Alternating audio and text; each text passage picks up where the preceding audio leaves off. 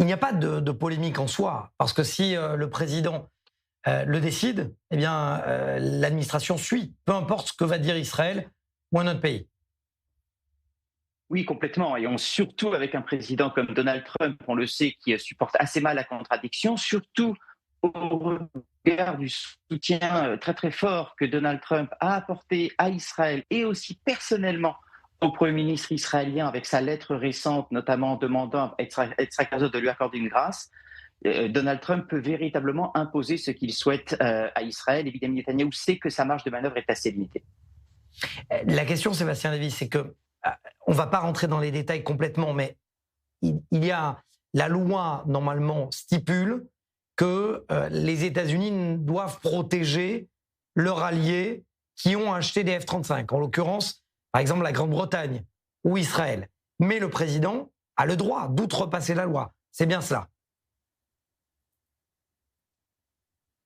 Outrepasser la loi. Vous pouvez toujours, je pense, je ne suis pas un spécialiste des questions militaires, mais je pense que vous avez toujours la possibilité de dire que, à côté de cela, les États-Unis donnent des garanties supplémentaires, notamment sur le renseignement. Ça n'a pas empêché, par exemple, comme vous l'avez vu dans votre reportage, les États-Unis de vendre des armes aux Émirats Arabes Unis, les F-35 notamment. En fait, donc, vous avez sans doute une certaine marge de manœuvre politico-diplomatique qui permet, je dirais, de contourner cet écueil-là. Donc je ne pense pas, c'est plus un écueil politique que véritablement un écueil par rapport à la loi, outre le fait que Donald Trump, on sait, peut s'accommoder un petit peu de certains textes de loi. Mais globalement, je pense que ça dépend. Vous avez vraiment un jeu diplomatique à l'heure actuelle.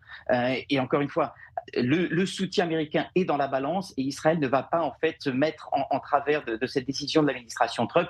Et je le répète, d'un point de vue légal, vous avez toujours la possibilité de dire que les États-Unis garantissent une suprématie israélienne sur d'autres domaines, par exemple sur le renseignement. À moins que, très rapidement, il y ait une diplomatie de l'ombre, en l'occurrence Ron Dermer, qui influence Donald Trump.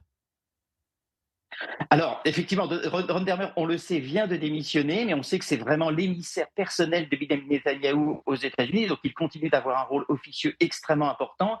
Vous avez aussi, et je pense que c'est important de rappeler ce qui se joue aussi aux Nations Unies à l'heure actuelle, où vous avez les pays arabes, et notamment l'Arabie Saoudite, qui poussent l'administration Trump à faire passer une résolution de l'ONU qui vise demain à reconnaître l'État palestinien.